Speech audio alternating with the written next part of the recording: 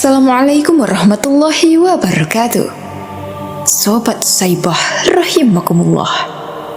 Jauh sebelum era kelahiran Nabi Muhammad sallallahu alaihi wasallam, At-Salabi menceritakan pada masa Bani Israel ada seorang laki-laki bernama Isya, seorang ulama Bani Israel.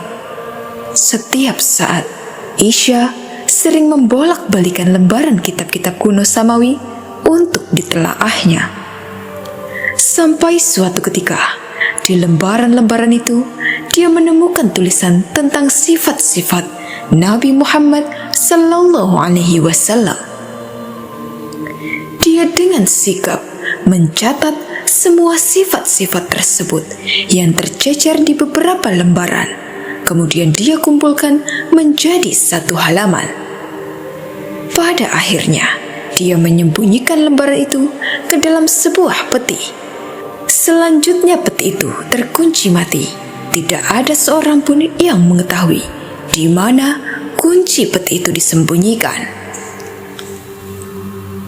Suatu masa, Isya berwasiat kepada anaknya yang bernama Balukia.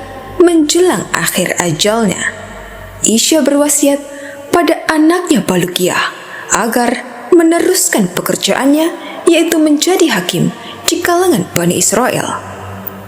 Setelah beberapa waktu lamanya, Balukia menjadi hakim menggantikan ayahnya. Suatu saat, dia melihat sebuah peti terkunci di gudangnya, membuat dirinya menjadi penasaran. Ia menanyakan isi peti itu kepada ibunya, namun ibunya tidak mengetahui isi peti tersebut dan kuncinya pun tak tahu di mana. Sementara petunjuk tentang peti tersebut tak kunjung datang. Akhirnya, dengan keras ia mengatur kunci-kunci yang menutup rapat peti itu. Setelah dibuka, ternyata di dalamnya terdapat lembaran-lembaran yang menggambarkan sifat-sifat Nabi Muhammad sallallahu alaihi wasallam.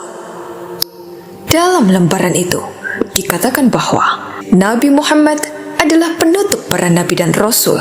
Surga diharamkan kepada para nabi sebelum Nabi Muhammad dan umatnya masuk ke dalamnya. Seusai membaca lembaran itu, Balukia keluar rumah menemui kaum Bani Israel untuk menyampaikan apa yang tertera di dalam lembaran kitab yang dibawanya. Seketika kaum Bani Israel dengan seksama menyimak penuturan Balukia.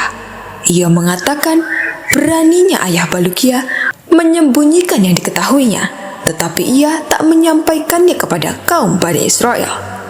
Hal itu pun lantas membuat mereka marah. Tak lama kemudian, Balukia pamitan kepada ibunya untuk melakukan sesuatu perjalanan panjang. Ibunya mendoakan semoga Allah mengabulkan keinginan anaknya yang pergi meninggalkan Mesir untuk mencari kabar tentang Nabi Muhammad sallallahu alaihi wasallam. Balukia mengelilingi bumi dari ujung timur sampai ujung barat, sehingga sampai di laut salah satu tujuannya. Di sana, ia melihat beberapa keanehan yang tidak pernah dilihat oleh orang lain. Ia juga melihat ikan hut yang ukurannya lebih besar dari yang pernah ia lihat sebelumnya. Ikan tersebut bagaikan pelepah kurma di antara ikan-ikan hut itu.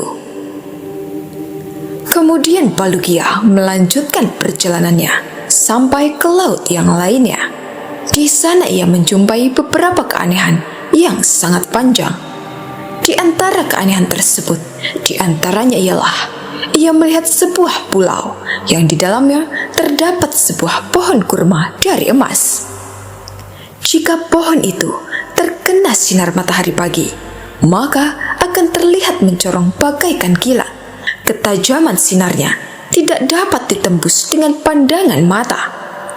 Setelah itu, saat sedang singgah dan istirahat, Balukia mendengar segerombolan orang yang turun dari langit. Masing-masing dari mereka yang turun menghunuskan sebilah pedang. Balukia pun menjelaskan maksud tujuan dirinya datang ke tempat tersebut. Hingga akhirnya Balukia meninggalkan mereka. Di tengah perjalanan, Balukia kembali dikagetkan dengan adanya seorang malaikat yang posturnya amat sangat besar, berdiri tegak dengan tangan kanannya di ujung timur dan tangan kirinya di ujung barat. Tak sampai situ, herannya Balukia setiap tempat yang ia temui selalu ada perkataan La ilaha illallah Muhammadur Rasulullah. Tiada Tuhan selain Allah dan Muhammad itu adalah utusan Allah. Namun ketika mengucapkan salam, di antara mereka semua tidak pernah mendengar perkataan tersebut.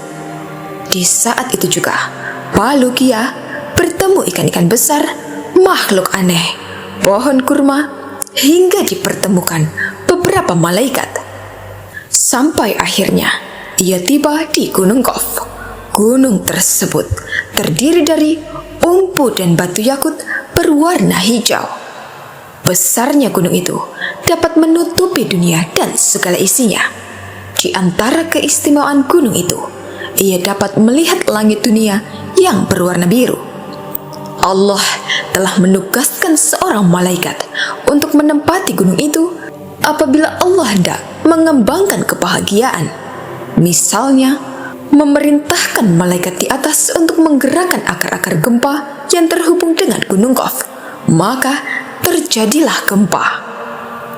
Apabila Allah ingin menghancurkan suatu kota, maka Allah menginstruksikan kepada malaikat tersebut untuk memutuskan akar-akar ataupun fondasi kota itu dari bumi. Dengan dicabutnya paku bumi dari salah satu kota, maka kota itu akan roboh.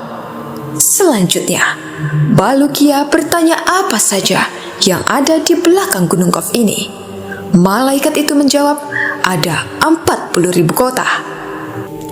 Semuanya bukan termasuk kota-kota yang ada di dunia, karena kota-kota ini terbuat dari emas dan perak. Siang dan malam tidak dapat menembusnya, sedangkan penduduknya terdiri dari para malaikat. Mereka semua bertasbih kepada Allah, tidak durhaka kepadanya. Kemudian Balukia menanyakan apa saja yang ada di belakang kota-kota tersebut. Malaikat itu kembali menjawab, di belakangnya ada 70.000 hijab seluas dunia. Adapun di belakang hijab-hijab itu tidak ada yang mengetahuinya kecuali Allah Subhanahu wa Ta'ala.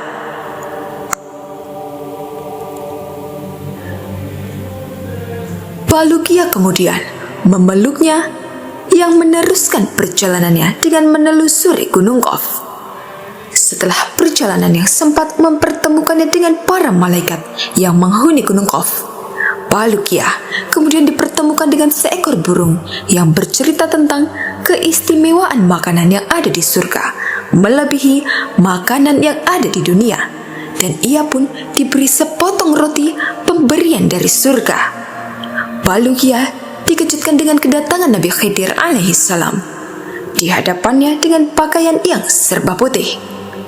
Dia berdiri hormat dan mengucapkan salam kepada Balukia. Balukia pun menjawab salam tersebut, kemudian memeluknya, menjelaskan maksud perjalanannya untuk mencari dan bertemu Nabi akhir zaman, yaitu Nabi Muhammad sallallahu alaihi wasallam.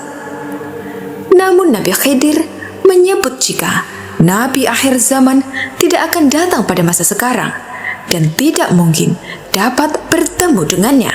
Hingga akhirnya Balukia tidak menemukan yang ia harapkan. Lalu Nabi Khidir mengingatkan jika perjalanan Balukia selama ini sudah ditempuh selama 50 tahun dan meninggalkan sang ibu sudah cukup lama.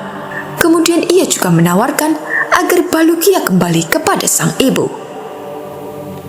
Saat itu juga Balukia dikembalikan kepada pangkuan sang ibu dan memejamkan kedua matanya. Tiba-tiba, tidak terasa, ia sudah berada di samping ibunya. Kembali usai meluapkan rasa rindunya, Balukia menceritakan kisah petualangannya kepada sang ibu. Kemudian ia keluar untuk menemui kaumnya. Mereka pun menyambut kehadiran Balukia di tengah mereka setelah pergi beberapa waktu lamanya. Akhirnya, Balukia menceritakan semua peristiwa-peristiwa aneh serta keajaiban yang dilihatnya selama dalam petualangan mencari Nabi akhir zaman. Mendengar isi kisah tersebut, kaum Bani Israel menulis semuanya. Tidak ada yang terlewat dari kisah petualangan Balukia. Menurut sebuah riwayat, konon Balukia dianugerahkan umur panjang untuk hidup di bumi selama ribuan tahun. Namun yang membuatnya abadi dalam cerita bukanlah panjang usianya, melainkan semangat pencariannya. Ia menempuh perjalanan yang mustahil dilakukan oleh manusia biasa, melintasi batas dunia yang kasat mata, demi satu hal, mengenal Nabi penutup para rasul. Kisahnya adalah pengingat bahwa pencarian kebenaran kadang menuntut kita melangkah jauh, melampaui kenyamanan, bahkan melewati batas yang kita anggap mungkin. Wallahu a'lam bishawab. Wassalamualaikum warahmatullahi wabarakatuh.